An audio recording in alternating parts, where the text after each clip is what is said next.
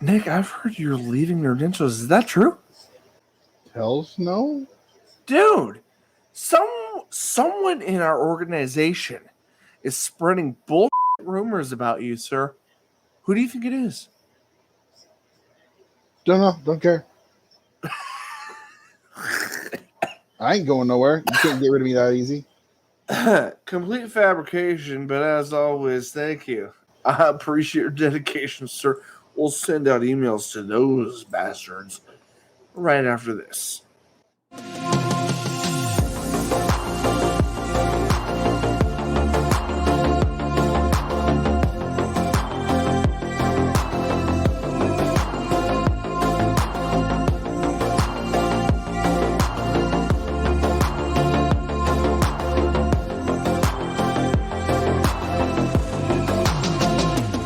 Welcome to Nerdentials, your weekly dose of the nerdy essentials covering film, TV, video games, and comic books.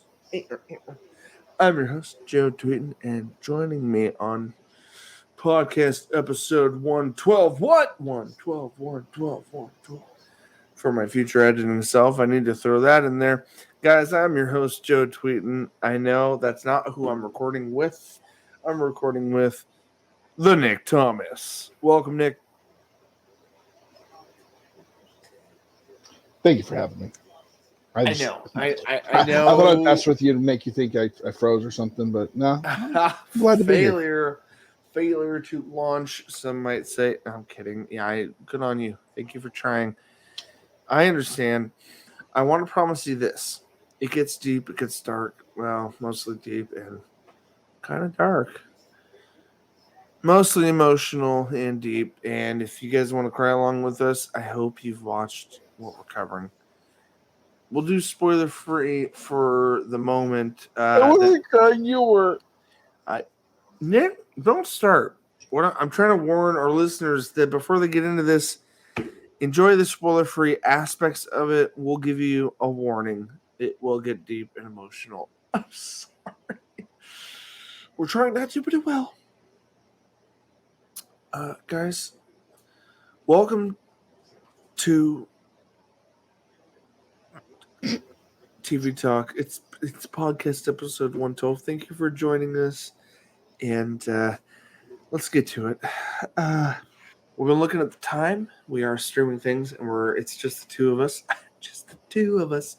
And we're trying to give you guys as much info as we can about these topics. So, Army of the Dead, we wrapped that up. We are going to cover some more films next week. Guaranteed. Absolutely. Me and Nick for sure coming back. Hopefully a couple more hosts. But that being said, guys, we're going to jump into and throw in a little bit of TV talk this week. Let's do that.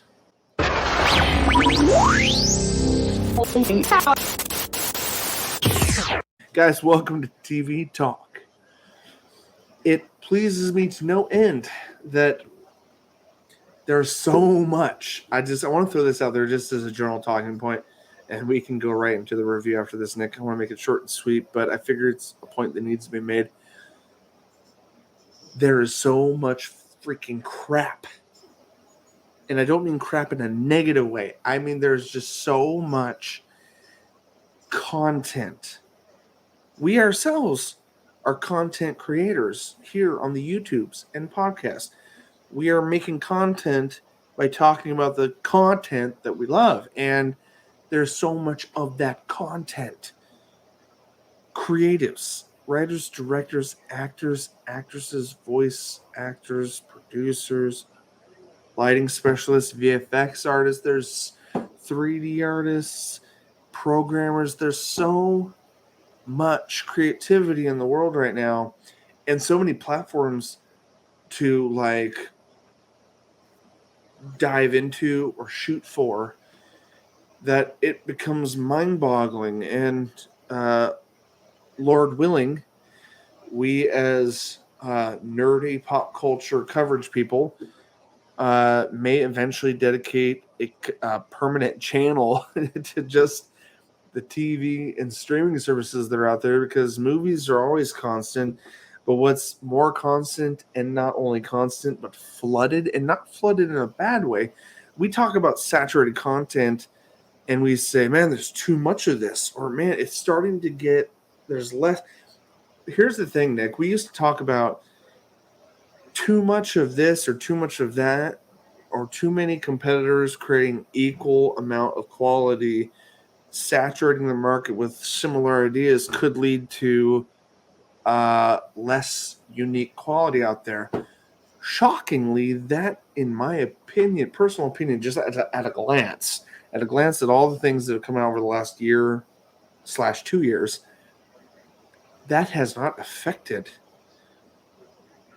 this at all. And in fact, we talk about competitive edge when it comes to content creation, and more so than ever, we talk about that in gaming, where we're like, no, we want console exclusive. We kind of want console exclusivity with properties, because that generates drive to make this better. That makes the companies drive to make things better, right, Nicholas? Yes, I agree. You know what I'm saying? Sony and Xbox try to have exclusives, and then by having those exclusives, they try to make them the best possible experience, so that you have to go to them to see the best version of that content. And the game is no different when it comes to TV streaming this era. These last 2 years, the big six that used to be the big six in broadcasting has now gone down to, I think, the big five. And amongst those big five, there's still these huge companies that are vying for every IP that they own, and they're seeking out writers, directors, and producers to produce the best crap they can for their service. And dude, us here in the middle, we're just left with holy which do I watch? What do I pay for? What service do I go to? There's so much crap. And I'm not being light when I say crap. I mean, when I say the word crap, I mean there's too many things. I mean that in the best possible way, in the most lighthearted way. There's too many things for us to go after, pursue, rent, subscribe to. It's gotten down to a point where, for us as a pop culture show to even cover half of this, we as individuals can't afford every service, and we're not going to be the first to announce this. And none of these companies are blind to the fact that they offer, when you subscribe, typically based on your subscription service, they offer multiple screens to watch them on, and they know on some level that friends and family share accounts with certain subscriptions. It's not completely avoidable. And in fact, it's almost a necessity if we're ever to even watch half of what's out there, because none of us can pay $10 a month on all the 20 plus 30 plus services there are. So now that I've made that point, I think very clear, and I know a lot of our listeners and viewers know this because they're part of it, and I hope at the very least our show with TV Talk can offer them some direction on what to subscribe to or where to go. That's why we review shows on here, especially streaming shows, because we're not necessarily telling you to go one place or another. We're just trying to say, hey, this month, maybe cut a couple other services out, subscribe to this one, because you have to check this one show out that we're reviewing. That's what we hope to do as a pop culture podcast. We hope to check out the best of the best out there and just give you guys a glimpse of whether or not you should waste your time on it. That's our goal. And as nerds, we also enjoy talking about all the stuff that's being put out there, the creativity, the stories. There's so many cool stories. And so that could be an entire episode of conversation with a larger group of people, and we may come back to that at some point. But guys, today, me and Nick wanted to focus on one particular show this week that we seem to come back to every season. And sorry, not sorry to you guys, to you listeners. That's also why we're trying to do the 3 separate episodes a week, so that if you don't care about the TV stuff and you only want movies, boom, boom, boom. We're trying to give you, our audience out there, a select choice of what they view. But for today, guys, the last half of this podcast is going to cover one specific show that has been on Netflix, recently acquired a couple years ago. I think from the Fox network, Nick, am I correct? I believe it was Fox had it. And sadly mismanaged it after 3 seasons, and they were about to get rid of it. It's typical for Fox. Yeah, it is typical for Fox. So they swooped in, picked it up, and I think Netflix, out of all the shows they pick up and they themselves cancel as well, this is one I'm happy to say as a fan, they have found the right talent and have decided to stick through long enough to make an ending for this series on Netflix. Now, we're not talking about the ending of this, but we know there is a light at the end of the tunnel, figuratively speaking, for this series called Lucifer. Me and Nick have reviewed previous seasons in the past. We've made episodes of it. Again, sorry, not sorry, but we went at length about season 4. Just me and Nick. Because not shaming anyone else in the group, but this has just been a show that me and Nick have personally gotten really attached to. And every time they come out with more episodes, we're the only ones and first ones to jump to it out of our crew. And I love that, and it just gives us an opportunity to talk about it to anyone that's interested. So here goes, guys. Netflix did an interesting thing for season 5. We actually already covered the first 8 episodes of season 5 in a previous podcast. If you guys are curious about that, I'll leave a link down below of the episode that covers that. And at first we were a little surprised by that. We're like, 8 episodes. We weren't sure what Netflix was doing with this. Netflix has gone back and forth with either releasing 6 to 8 episodes of bingeable material, or in some rare cases they have done the week-to-week thing as an experiment. Maybe I think they don't need to experiment as much because they're a pretty established streaming service. Hulu still does day-to-day stuff. A lot of other services actually do week-by-week releases, because I think a lot of streaming services and production companies realized you're going to keep your subscribers hanging on longer by making them wait 1 week at a time. I really think, no joke, I'm actually shocked they didn't do that sooner. Netflix kind of was the king of binging for the first couple of years of streaming when they finally went full-blown streaming. And that's what Netflix was known for. And there were lots of shows, podcasts made about, we're going to talk about the whole season. But then there were these quiet little podcasts that were like, well, we know the whole season came out, but guess what? We're going to do a once a week episode on each episode. There were some fans out there of interest in the traditional sense of syndicated releases of prime television. And I love that. We wanted to do that on some shows, and I love that some podcasters out there are still doing that. And it reminded a lot of these streaming services, hey, wait a minute, why are we releasing full seasons? Like, someone could binge this in 2 days and then cancel their subscription, which people were doing with Netflix. People were binging shows, then canceling until the next season came out, or until the next show that was interesting came out. It was very easy to do, right? And so now nearly every subscription service now has shows that come out on a weekly basis, including Disney Plus. Duh. They're not idiots. They know how to keep people strung along for months at a time. So, all that to say, guys, we didn't know they were going to I don't think, Nick, did you know? I didn't personally know they were going to do an additional 8. I did not. Until a couple weeks ago, when I was like, oh, snap, they're doing... Yeah, I was excited, though. I was like, sweet, okay, cool. 8 more, and they're not calling it season 6. They're calling it the second half of season 5. I'm like, awesome.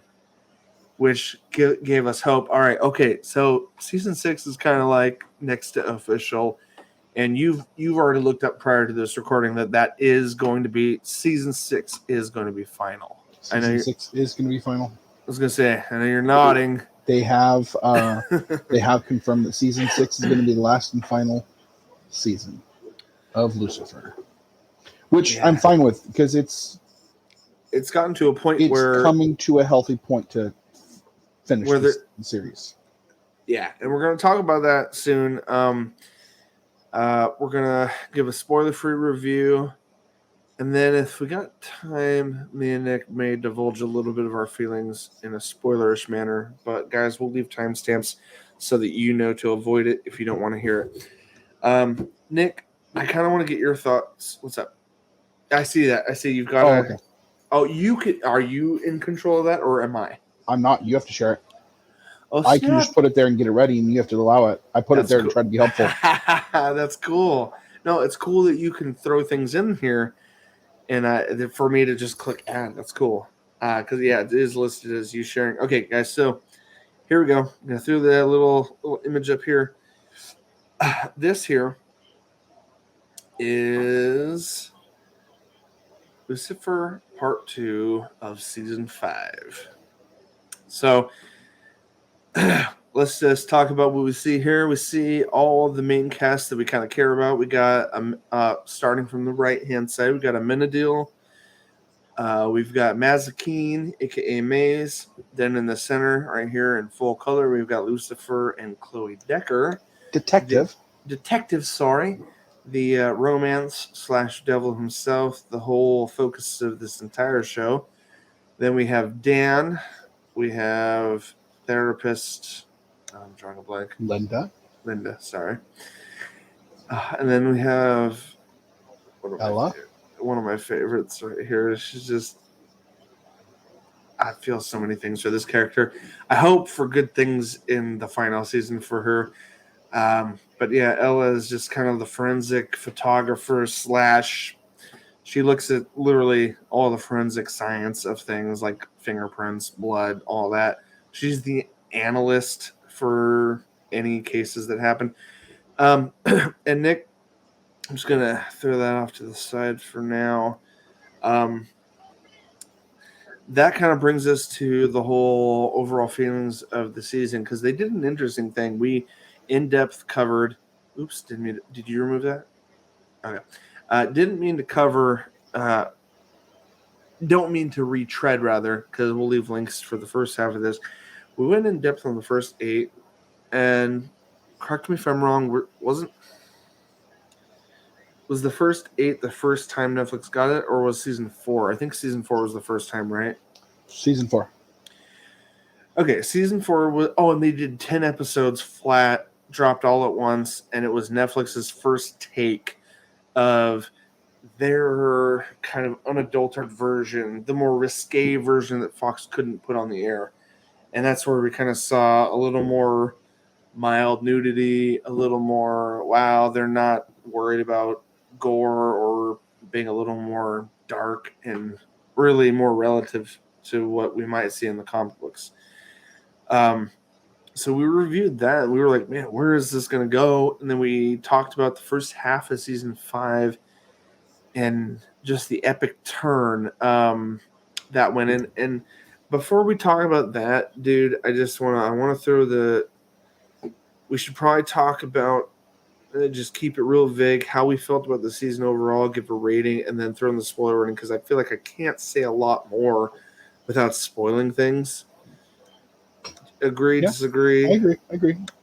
So here's my feelings about how they handled it and where they left us. So we'll do that. Lucifer, part 2 of season 5, the additional 8 episodes, which gave us a nice flourishing 16-episode season, which we were all hoping for. Fans were like demanding more, and Netflix gave in, and we got a 16-episode season right after 10-episode season 4.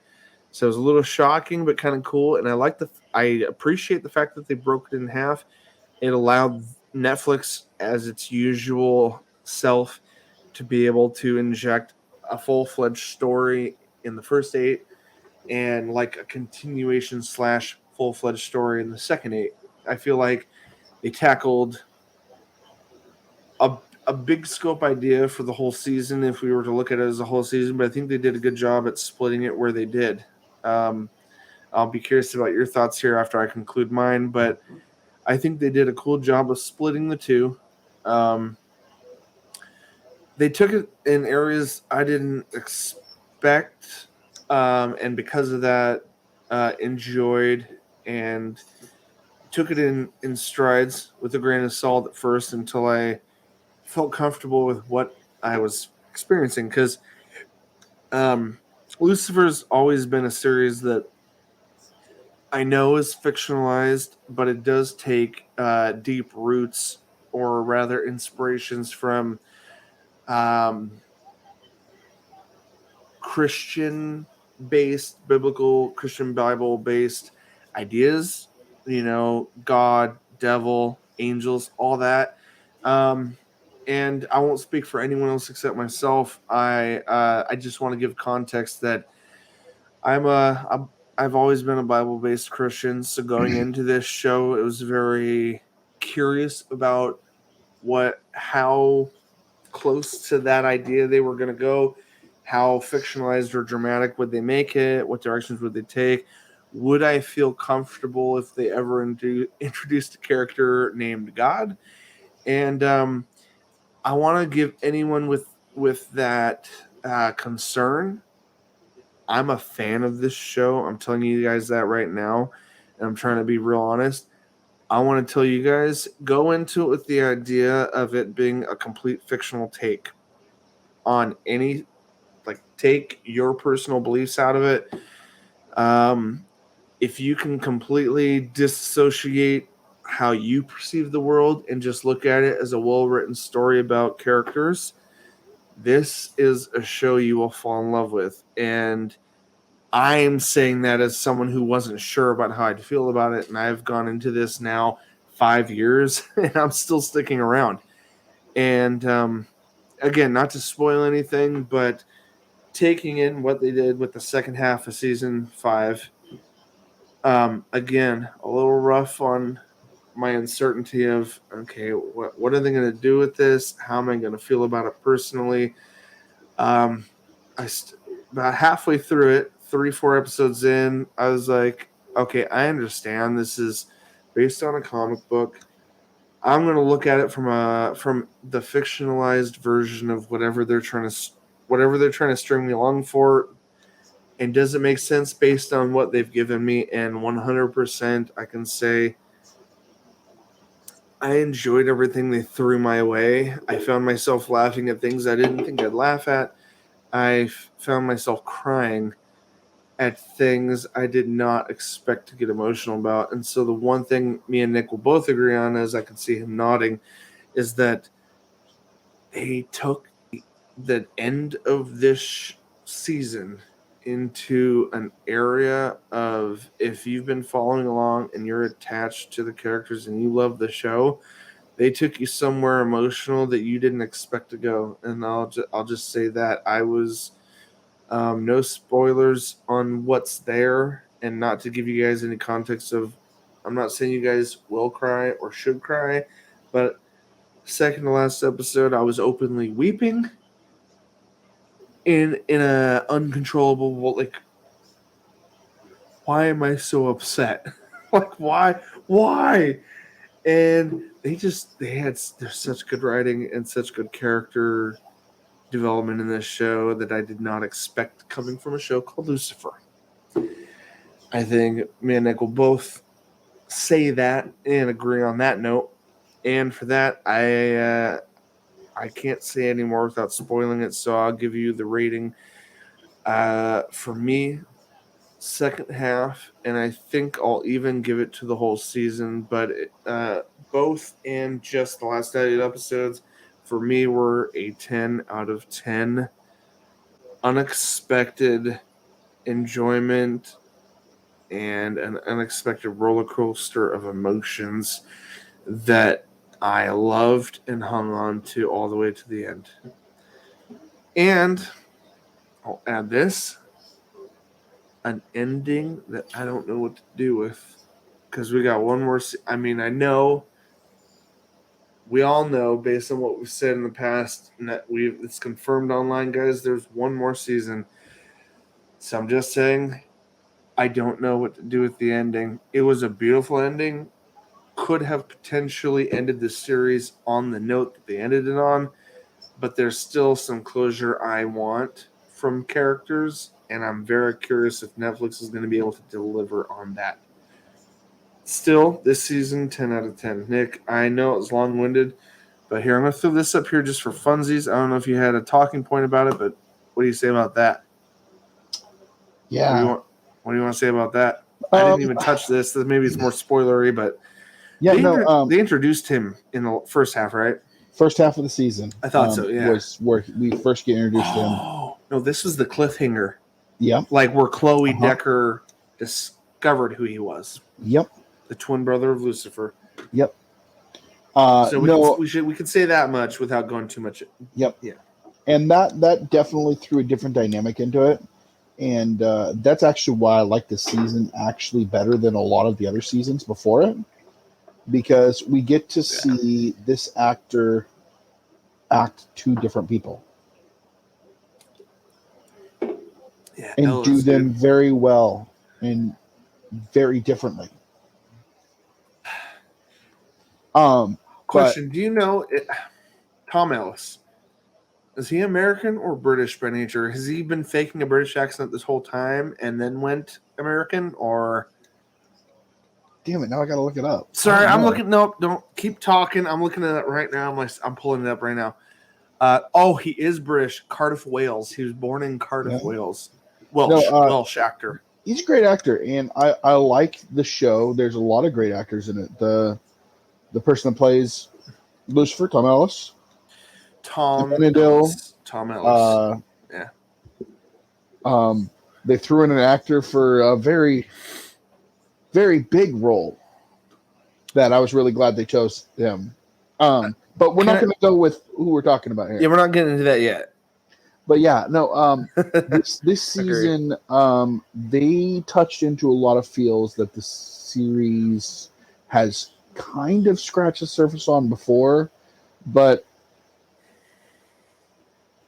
this one this season it feels like they pulled out all the stops between the whole lust and sin nature and threw in heart. They added more so than much any heart. other season. Yeah. Mm-hmm. And it gave it weight that the show has been missing. I feel that the show has been missing this amount of weight. Yeah, it wasn't noticeable until you saw it. Mm-hmm. Kind of. Like the show's been good, but what you're saying it missed wasn't missed until we saw that we needed it. Mm-hmm. So go on, dude. And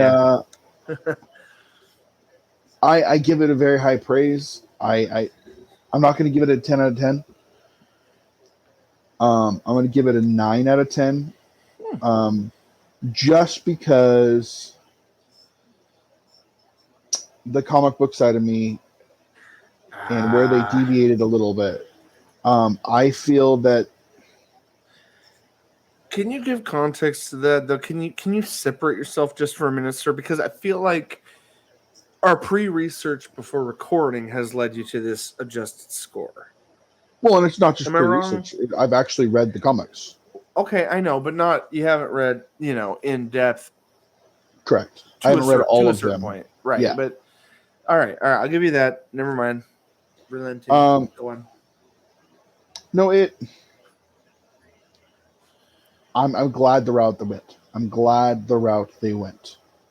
I feel that the season felt too short to me. The reason why I give it a 9 out of 10 is there's certain topics that I feel that got rushed. I want to just interject briefly. Are you reflecting on all 16 or just what you got in this last 8? All 16. Okay. Oh, okay. All right. Fair enough. Good.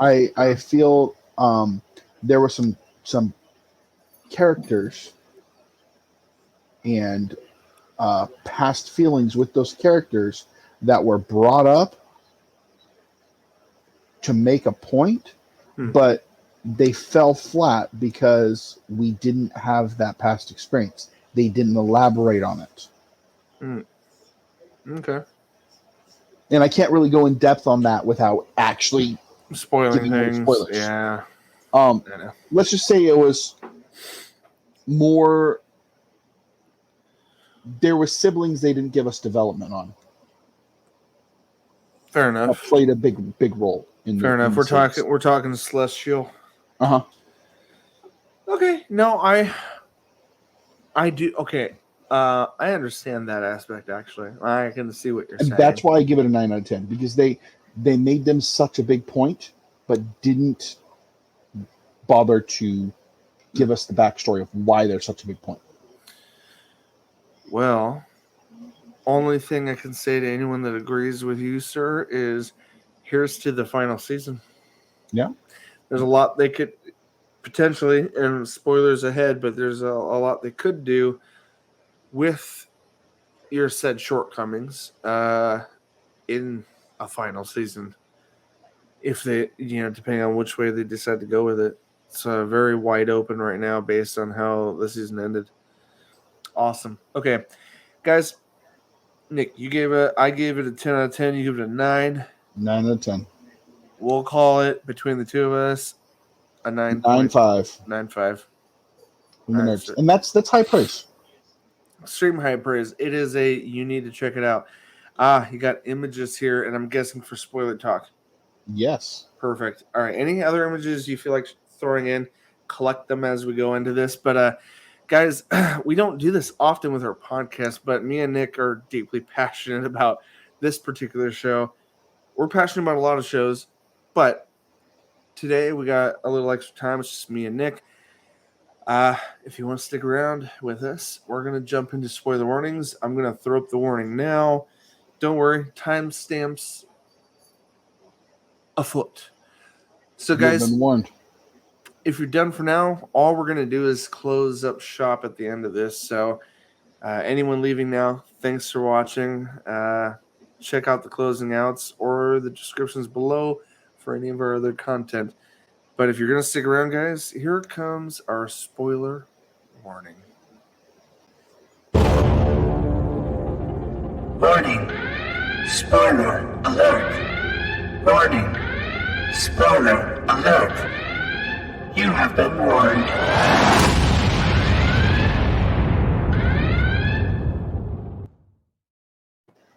God, I love that mix of Fallout and Star Trek and my stupid voice with a modulator. That's literally all the three components. It's just my voice, Star Wars alert, a stupid intro screen with words, and a Fallout screen with like the atomic whatever warning. Yeah, it's fun. All right, guys, welcome to the spoiler warning section. This is always a joy for us here. We want to do this more often than we admit. Just because this is our time together. This is us friends coming together and talking about the feelings of what happened. So, guys, again, you heard the stinger. Final warning. Click away now. Leave if you have not finished Lucifer Season 5. 16 episodes. All 16 episodes. If you have not finished them, walk away now. Final warning. No more warnings. I gave you the final warning. We will not be held responsible. Do not at me or leave me angry comments because you chose to stick around past this point. All right. Love you all. Thank you. Good night. All right. For anyone sticking around, let's dive into some feels. Friends, emotions. Good Lord. I think so that we don't go too long in the tooth, we should talk about the most immediate feels that were very apparent, I think, for anyone watching this, Nick, and then we can just cover a couple of the bigger headlining topics. But I think the biggest one that shook all of us that I don't think any of us expected to be sad about, and God, those writers. those fucking Netflix writers and producers found a way to take I would like to call him a non-main character, and made us feel the pain of every other main character that connected with him. Oh my god. I was openly weeping with Chloe Decker as she held him. And this is, mind you, this is before, like, those assholes gave us just a glimmer of, will he make it? Because they not only did the crying scene with Chloe Decker holding him and finding him, they then had the balls to take us to the hospital and give us just 2 more seconds of, oh, does he make it? And everyone's in the waiting room. No, yeah. From the second he turns and starts running, and then you hear that gunshot and the look in his eye, I had that thought. And then he turned around, you actually see the amount of blood coming out of the front of his shirt, and you're like, shit. That would have been enough. That would have been enough, right? That would have done him. Yeah. Bam, bam, front of his chest. I'm like, oh my god, they are doing him in. At that point, with the amount of blood loss he was already having, they could have gone to the next scene and had them find him dead. They could have. And it still would have been enough to set us off, because we didn't expect that. Because he has kind of filled this role within the whole series of the hapless idiot that we all know and love. The hopeless romantic, the guy that can never get things right but tries to help make everyone else around him be okay. And no matter how, who, what, when, where we are in the series, he actually, no matter what you say, I find him as a main character in the story. He is an anchor. He might not be the main character, but he is an anchor in the series. He has his foot everywhere, his finger everywhere in the series. He is an important part in Chloe Decker's life, an important part in the daughter's life. He is. Trixie. Let me rephrase that, Nick. He's not the lead. And there's truthfully, there's only actually 2 leads, Chloe and Lucifer. When you look at like the arc of the entire show, there are only 2 leads. But Dan Lopez is a huge Dan Espinosa is a huge main character. No. So there's no taking away from that. He wasn't the driving heartbeat though from any given episode. He was, though, how you said it, how you put it best, he was always that support line, lifeline, if you will, for every character around him, which made him part of the lifeblood of the cast. So when I saw the bullet to his back, I was like, first off, I was like, whoa. And I was like, okay, Lucifer's going to pop in and save him, right? Nope. Okay, no. Mazakine, Maze is going to come in there and slaughter those assholes, and she's going to come in and correct. Nope. Amenadil, he's going to come and swoop it. Nope. I was like, oh my god. In the span of 5 seconds, I was like, okay, yeah, this, nope, this, nope, this, nope. Oh my god. I was like, really? I was like, I know he's not the lead, but I can't believe they're taking him out, was my only thought. And then looking back at the episode before, him playing stupid stickers of unicorns and bullshit rainbows with his own daughter, Trixie, who he shares with Chloe Decker. And he's just, being a silly dad, doing this thing that he loves doing with his daughter. Oh, and then they have to pepper that in while he's in the arms of Chloe Decker while she's dying. I'm going to miss making rainbow unicorns with Trixie. I'm like, what? And then the flooding tears, dude. I'm like, why are you asshole? We're all waiting for Amenadiel to swoop in and save him. This bullshit right here. like a little baby bird. This No, and bullshit that should have happened. I'm sorry, Dan. So upset. This is another relationship within this. This one actually is the one that hit me the hardest. A deep When one. I didn't realize at first, Nick. I didn't realize how much Amenadiel felt about Dan. Until the second half of that episode. You know, the whole let's call it out. What's it called? You're being buried and people are talking about you. Eulogy. Yeah, no.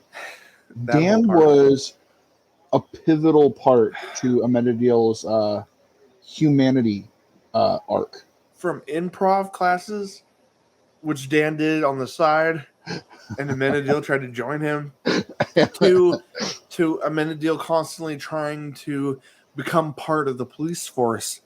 And Dan's like, you're not cut out for it. Even early on in a past season, Dan said the same thing. I just don't think this is for you, man. And he tried doing it again in this season. And then, was it freaking, was Ella that told Amenadiel that he put in the application for, even they had previously had an argument right before Dan died. Well, and here's the thing: if you look at it, Dan wasn't saying that he didn't think that Amenadiel would make a good cop.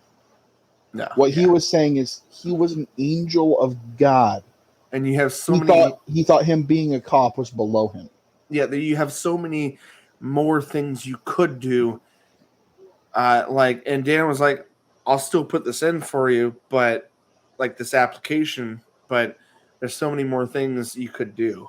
Is what Dan's perspective was, and it's like, oh my goodness, and he was always the butt of so many jokes in the early seasons too. That's why he was such a secondary character that I didn't know I was going to be upset about when they took him out. Yeah, no. There are 3 times within the season that they ripped our heart out during the second half. Not always for a bad reason. I'm curious what your other two. So let's call this number 1, because if we're going to do spoilers, we should keep it a little more concise. Yeah. Nick, can you tell me what you feel is like the second thing that ripped you apart? I'm kind of doing Google searches too, looking for images. The second part, I have the image. I'm just trying to get it up. Let me know. I'll throw it up as soon as you post it. Oh, okay. All right. Yep. Okay. Let's talk about this. Boom. Let's talk about this. This character that we didn't expect. Let's preempt it with who the character is. If you've already watched it, you know who this is. This is the actor that I was glad they chose as God. This here, first off in the show, is God, which they have always talked about, the big man upstairs. My father. Lucifer always refers to him as.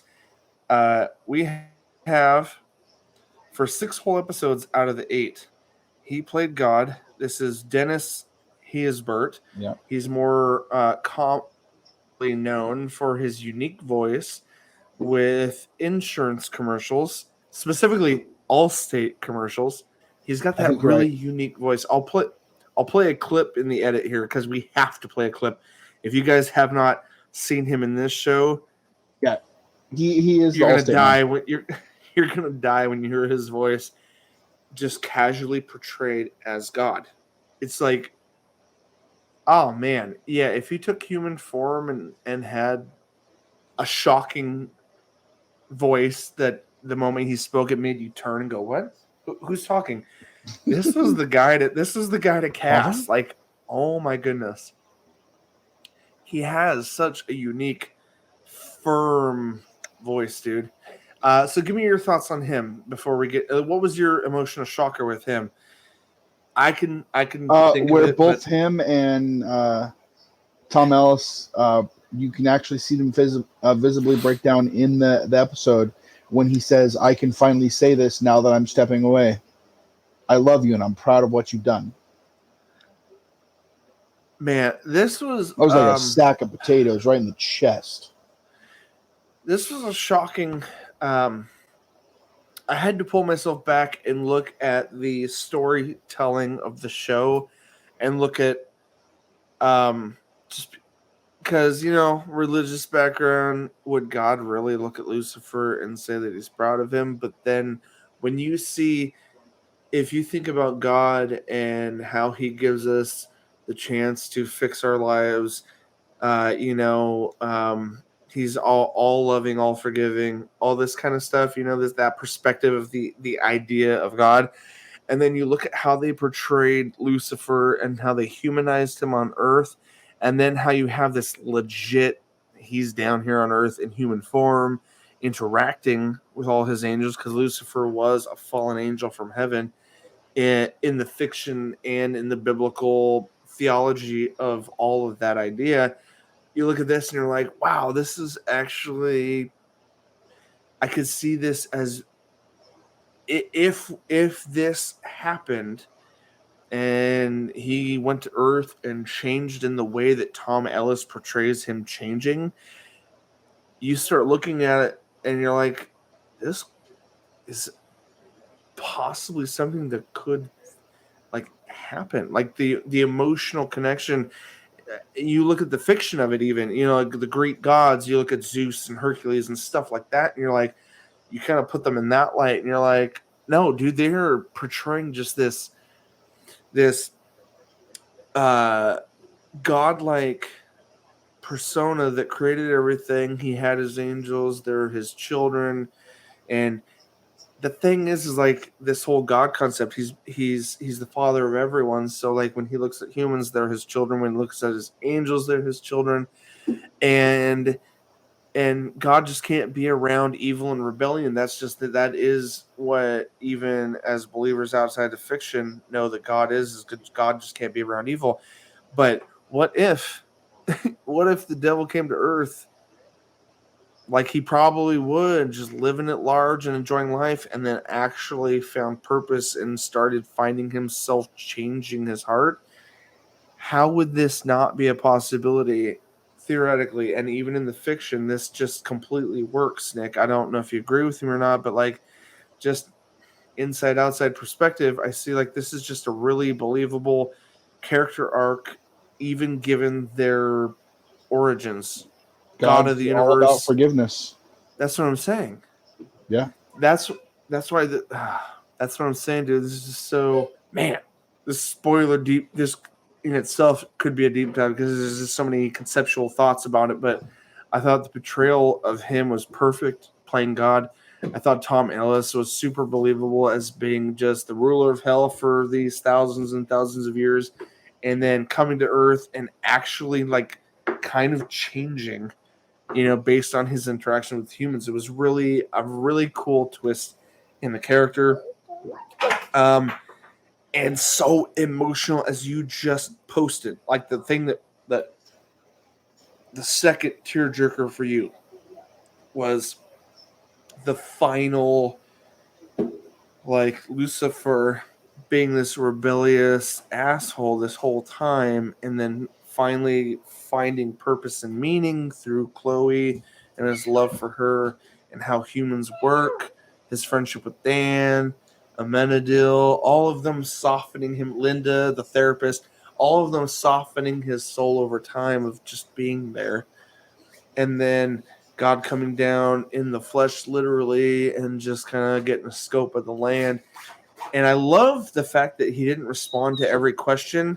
It really gave you the personification, the idea that he has everyone's interest in his heart. He knows the outcome of everything. Omniscient, omnipotent, omnipowerful, all these things. He's everywhere, all-knowing.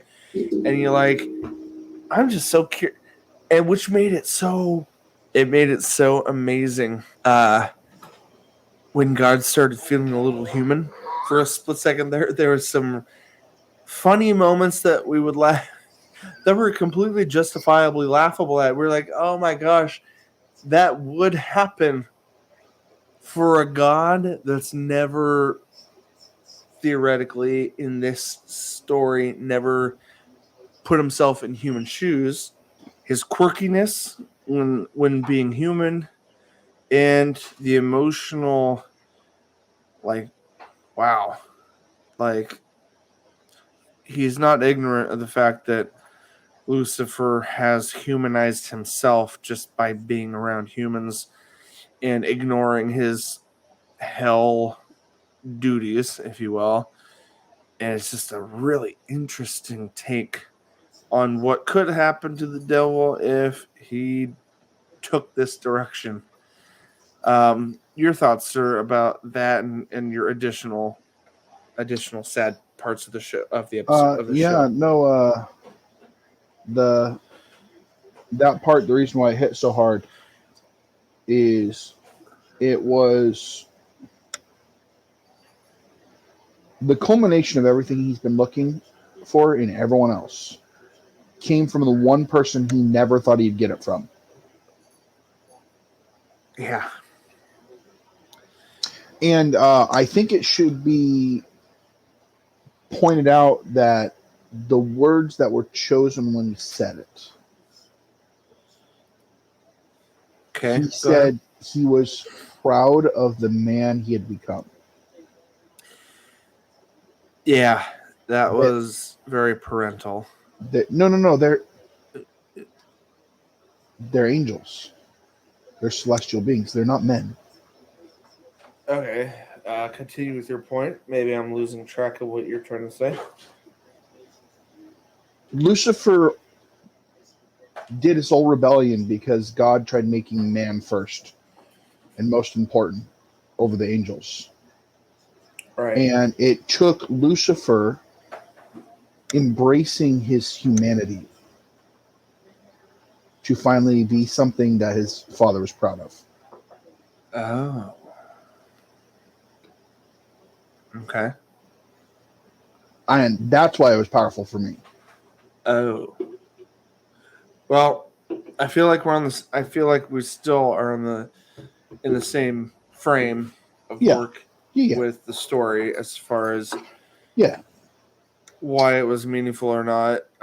Because he still called his angels children as he did humans several times. He did that. And he would always say, "Children, why are you arguing?" Especially when confronted between Michael and Lucifer, who were in this story twin angels, born, created with the same face, essentially, which was an interesting point of story creation, plus an interesting way of allowing Tom Ellis to dual act, two different types of characters. I thought that was kind of cool overall. Yeah. Nick, I can think of a couple, and I'm curious. Go ahead. More about this point. I was going to move on. No, you're going to ask what my third is, aren't you? Yeah, here we are. So I think I'm going to feel the same or have the same reference here, but I'm curious, what was number 3 for tear-jerking moments of this season for you? They kind of led up to it. And I was surprised that when Chloe was murdered, that I wasn't more upset about it. Oh. But it was his reaction to it. No, same, actually. Like the thing that made me upset was Lucifer's guttural reaction to it. Yeah. And I didn't. He stopped caring about being God. He stopped caring about anything else. He was going to go and get her at all costs. And it was most effective, I think. If you agree with me, I'd be curious. Of Michael's shock, looking down at Lucifer, weeping over Chloe's body. Like Michael was like, I told you that would happen. Like he was like shocked at how upset Lucifer was.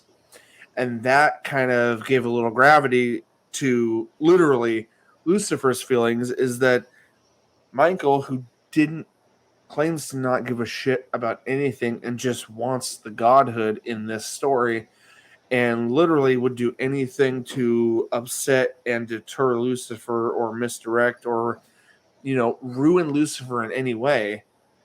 Like his whole plan, bonus plan. Dan's dead, and he ended up in hell because of his guilt.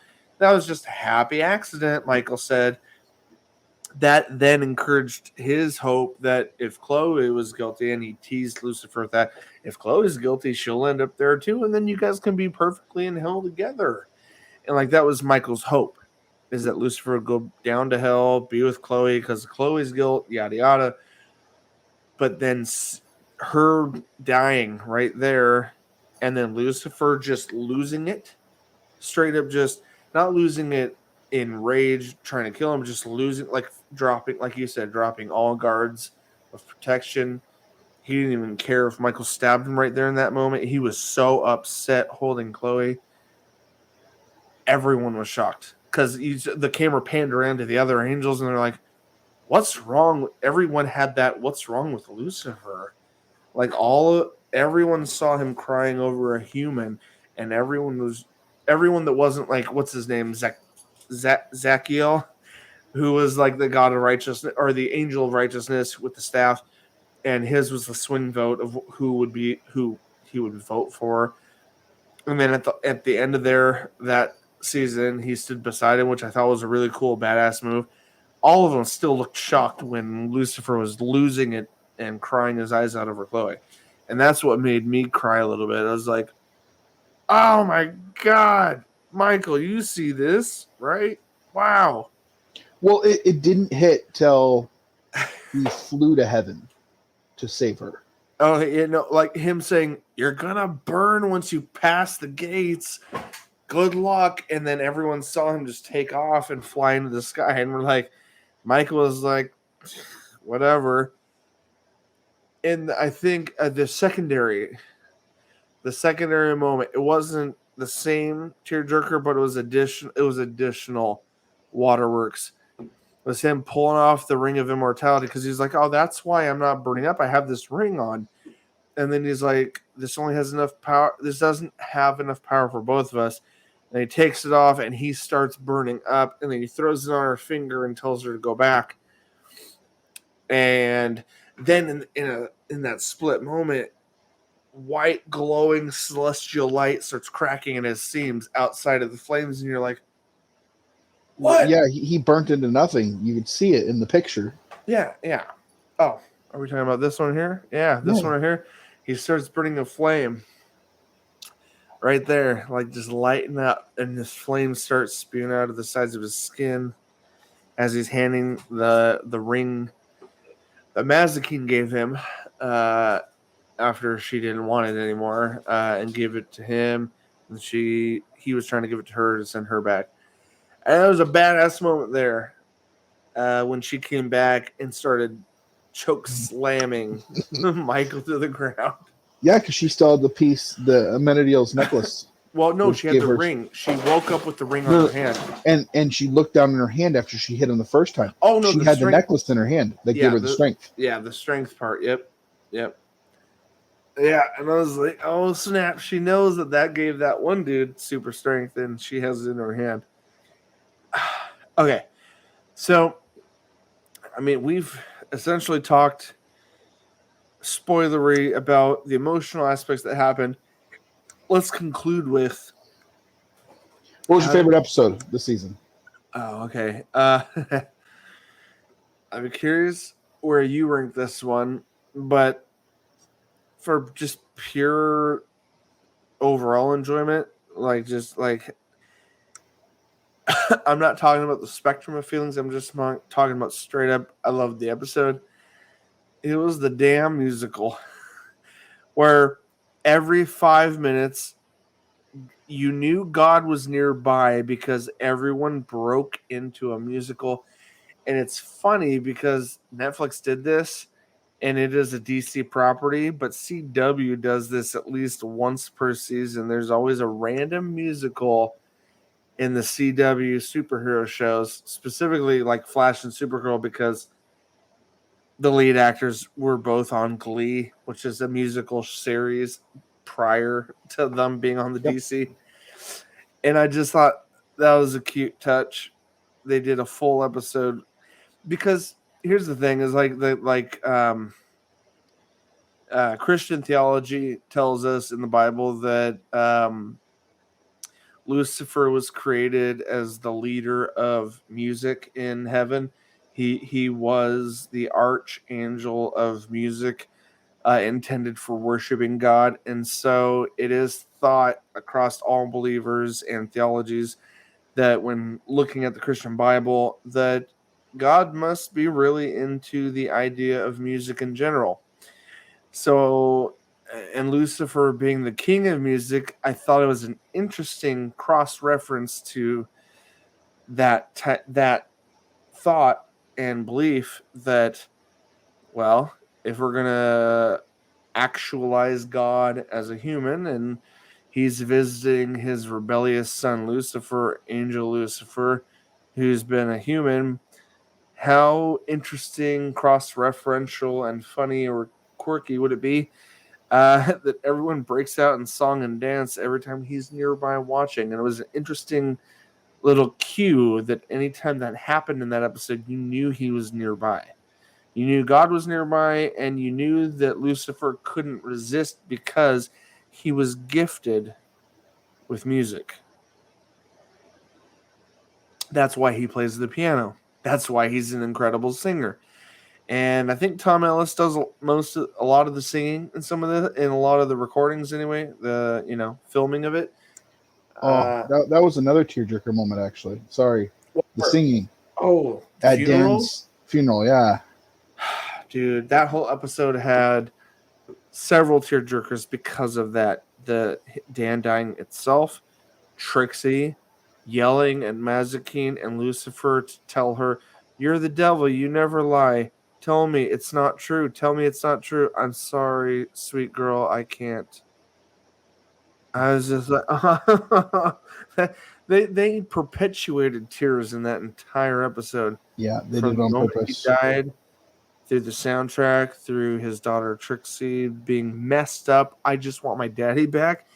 As a dad of 3 girls, and even you with a dad of 2 boys, it was knowing your kid saying, "I just want my daddy back," and you being dead. Oh, that messed me up.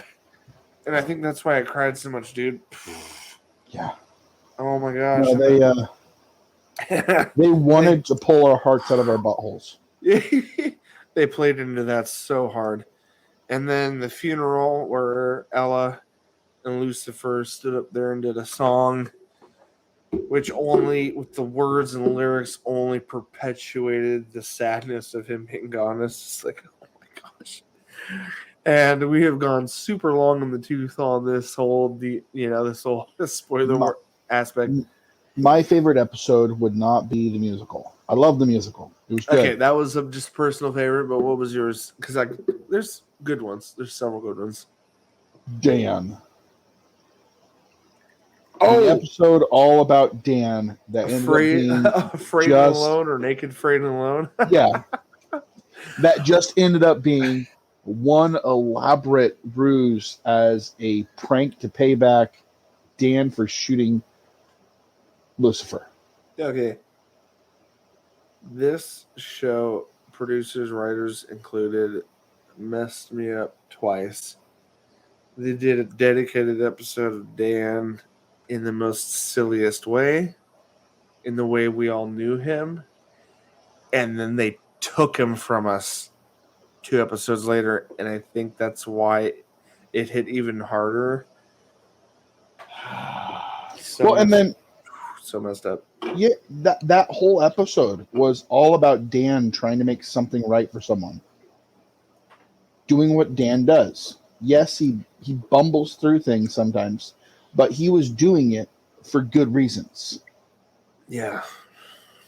Dude, Amenadiel also almost made me cry, but I was still recovering from the previous tears in the episode. But when he stood up, Amenadiel, and talked about Dan, what even sucks more, and we're in spoiler warning here, spoiler territory, he went up to the Silver City in heaven, and Amenadiel came down and told Lucifer, Dan's not up there. And we're like, what?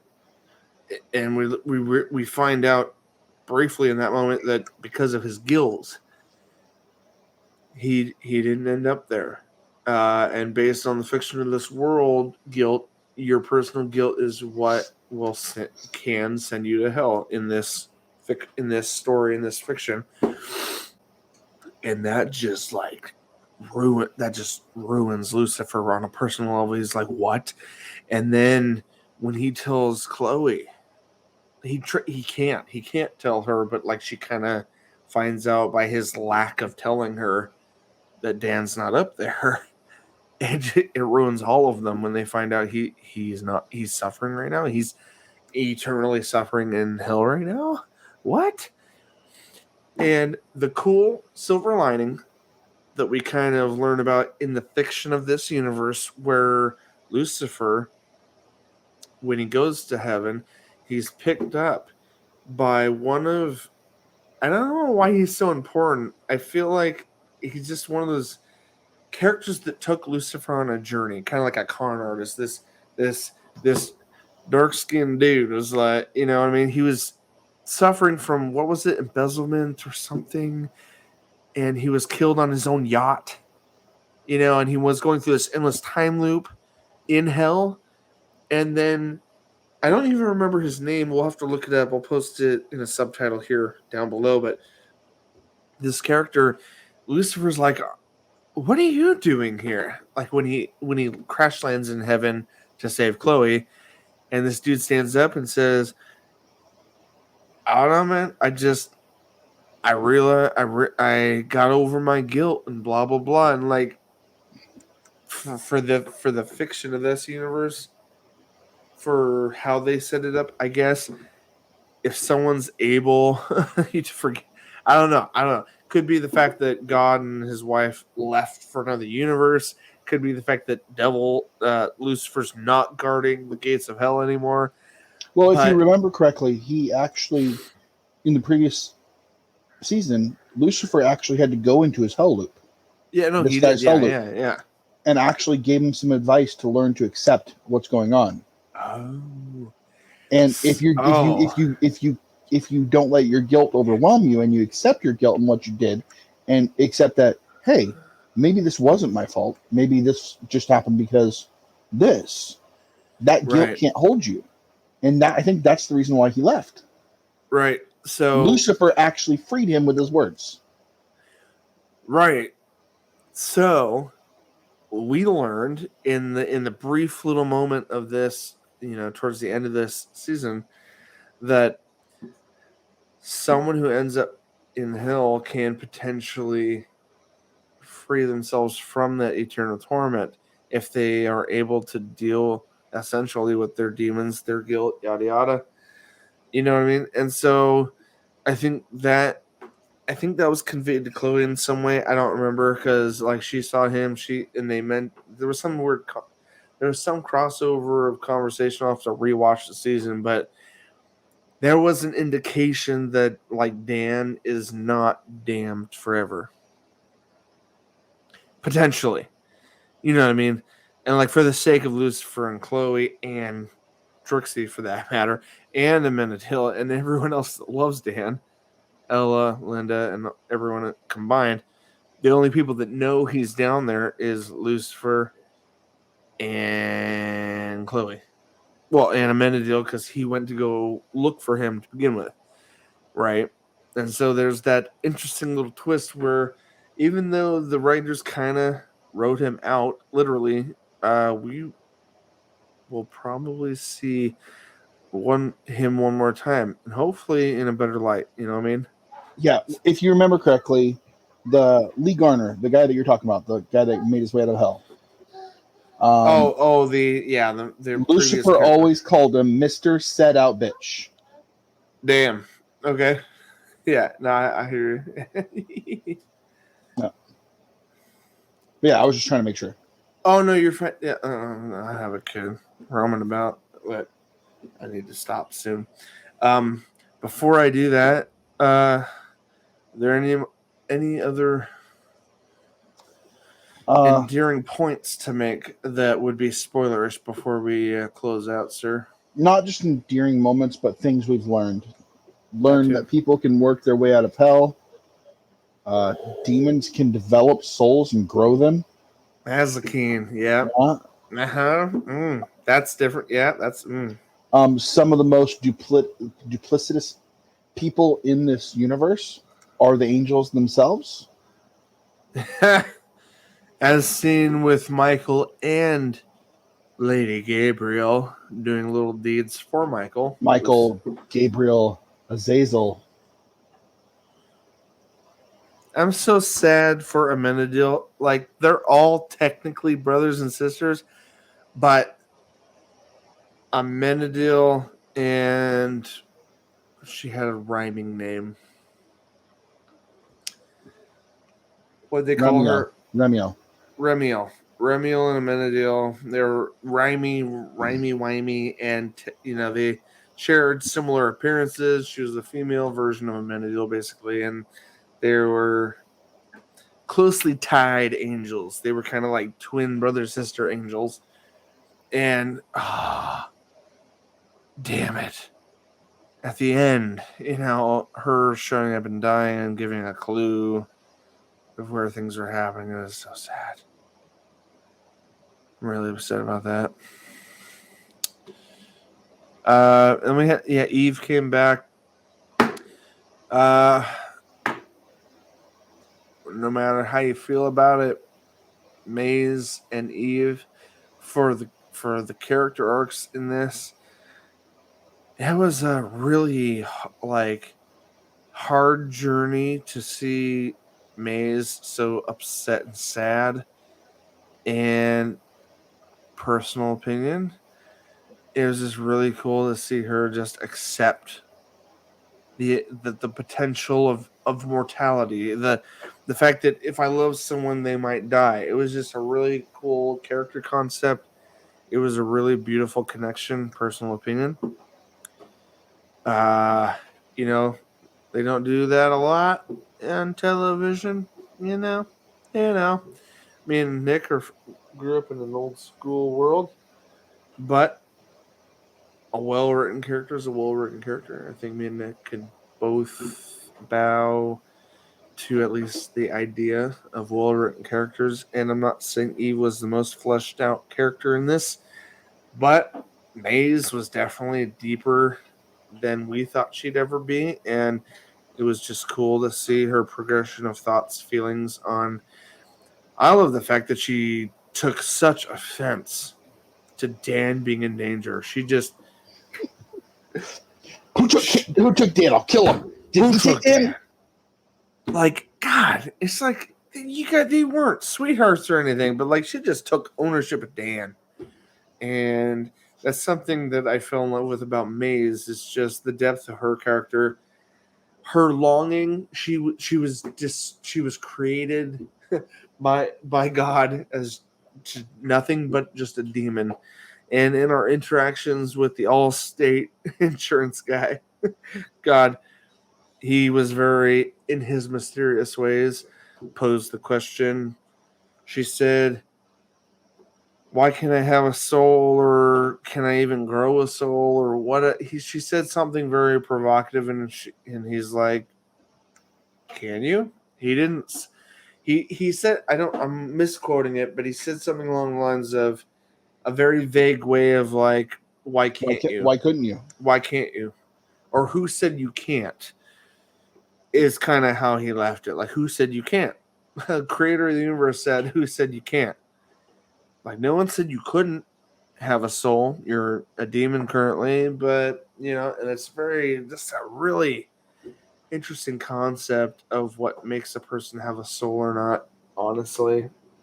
Granted, I know this whole Lucifer franchise is a very fictionalized idea of very real human concepts, but it was just very cool and interesting to see where it goes. And Nick, I invite you to share anything else that might be spoilery. And if you got nothing else, I guess. When the hell are we going to get season 6? I'm ready for it. Okay, that too. So that being nothing more than what I expected it to be, do you have any hopes or predictions for what you want to see or hope to see for season 6. Yes. Here's I our agree. platform. Here's where we say it. End of season 5, we see Lucifer reborn, and everyone realizing Flaming his sword. He has the flaming sword. his Everyone is kneeling to him. sacrifice, his pure sacrifice for no other reason other than love, where Which- he gave up any pretext. Which we know from Christian theology that the God of the universe, that's kind of his keynote. Love. He wants to. Yep. We know God to be nothing more than wanting love, needing love, creating things out of love. Anything that opposes love can't be a part of him. So this show does not forsake that idea, especially with the fact that Lucifer, the devil, king of hell, has learned to love. Like that's what transformed him. He has learned to love. He showed more than that in his first actions as God. He's like, this was a fight to the death, and he has the sword. Michael versus And instead Lucifer, of smiting his brother, instead of beheading him, he took his wings and he said, just cut his wings. the thing that he has learned out of this whole thing is everyone deserves forgiveness. Everyone deserves, a second chance, a chance at life. Forgiveness, a chance at life. Like him. It was like Technically, crazy. God cut his wings off at the beginning of season 1, like that he had no wings. Full circle. Full holy crap circle. No. That's what's happening here. No, in season 1, God didn't cut off his wings. Lucifer cut off his own and buried him. Holy crap. No, you're right. Yeah. He did not want to be any part of anything celestial. Yep. In his rebellion, he wanted to separate himself from anything heavenly, so he cut his own damn wings off. Yep. No, by the way, the word damn means to commit someone to hell. Yep. No, my predictions for season 6, going from there. Where does this show go, dude? Chloe Decker, Trixie. Honestly, he's quelled the rebellion. This is going to be them. It's going to be a stabilizing point where they got to figure out what's going to happen now that he's now the ruler. He's going to go through some growing pains. There's going to be some funny moments. But the one thing I think that won't be taken away, no matter how much he tried to back away from it, he understood that Chloe has to be a cop. Because she was wanting to step away and be just there for him. Yeah, just retire and do. Yeah. And he's. Oh. And you can. Yeah, I think that he won't allow that. I think some of the buddy cop thing will happen between Amenadel and her. I also think this will be he's going to try to use his powers to turn back things that happen. Who? Oh, Lucifer. I would be surprised if they didn't play on any of that. I don't know if things. Dan dead. That's what I'm saying. With Dan dying, that being such a tragic thing, if he does end up taking, leadership and control, I'm kind of curious because here's the thing, here's the fictional nerd side of me is like, okay, God, God didn't announce his successor. He didn't he left, but he didn't physically pass on anything to anyone. But in his mysterious ways, he said, that'll be for you guys to figure out. I just got to say this real quick. Go ahead. I think I'm right, actually, because I've been looking who's signed on for season 6. Oh, shit. What do you mean? Kevin Alejandro signed on for season 6. You know who he is? Dan Espinosa. Yep. For how many episodes, though? Don't know. Oh, it's unknown. Okay, so we know his soul's not gone forever. Which means, like anyone lost in hell, we will see him again potentially. That's what that means. Nick, I thank all our listeners and viewers and you, sir, right now for your immense patience. as I do have 3 young girls and a wife. Everyone's asleep. We record late at night, and I've been interrupted by the youngest, the 3-year-old. She comes out here. She ransacks the show, and somehow I magically edit her out. I appreciate you guys' patience. For anything that seems weird and out of place, I just remember magical editing hands. Yep. We do have confirmation of how many episodes there will be, and a list of names that'll be names of the episodes. Oh no! Well, let's not list them now. But do we have it? What's the number? 10 episodes will be season 6. Okay, not upset if they're like fabulous. Like, Netflix is good at shorter episodes. So I'm not trying to be upset by only 10 compared to 16. But I also wonder, is that 10 part 1? Or is that 10 total? Because, season 2 got a surprise. 8 episodes here, 8 episodes there. I just have to read off one of the names of the episodes for you. I'm not going to tell you where in the season it is. What? Are you gonna be a jerk about it right now? Because I don't have the notes in front of me. You're gonna be a jerk to all the listeners. Guys, heads up. Jerk warning. He's gonna Season 6, spoil something.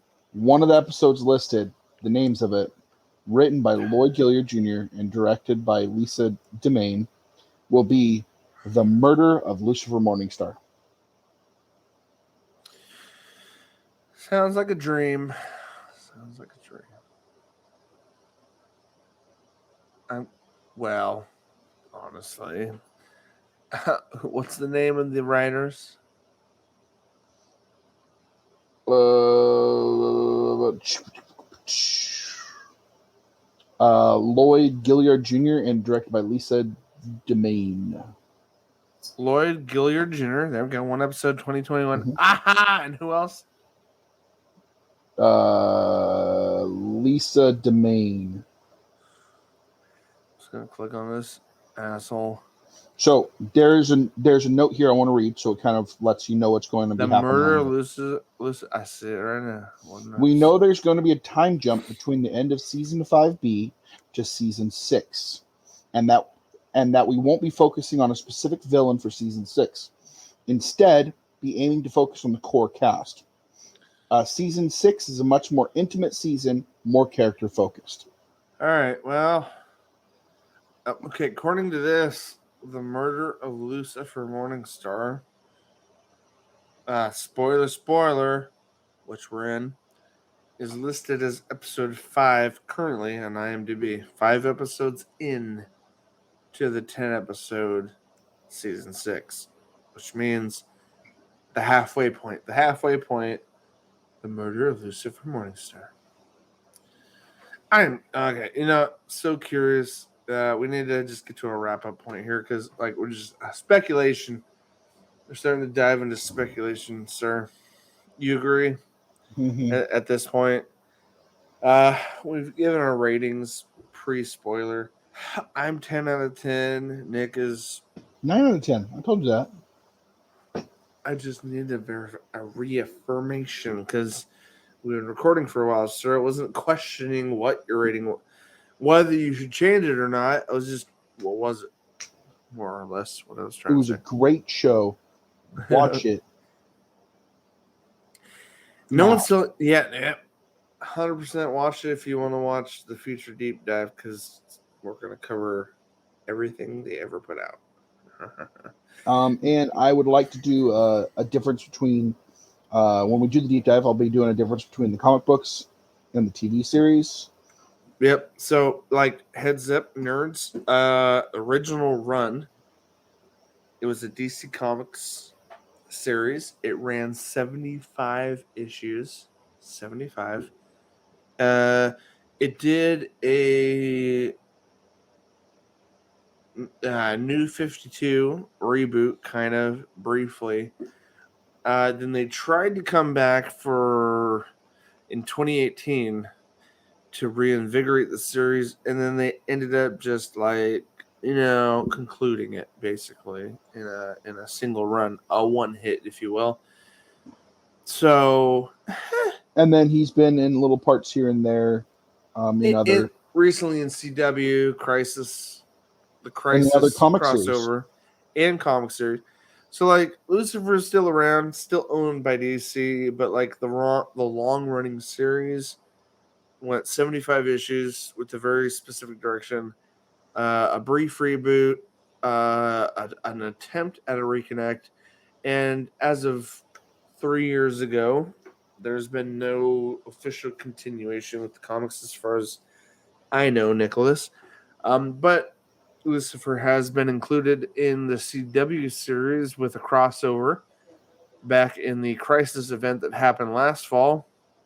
And once my silly ass is caught up, we'll cover / deep dive into that whole mess. But until then, guys, we're gonna just kind of wrap things up for TV Talk. Nicholas, this has been a blast going deep on Lucifer. That came out dirtier than you planned. Going deep on Lucifer? Yeah, that was a little awkward. Yeah, definitely. I need a chaser for the statement I just said. All right, guys, thanks for watching. Oh man, that got so deep and dark, dude. But like, here we are at the end. Spoilers galore. Thanks for watching.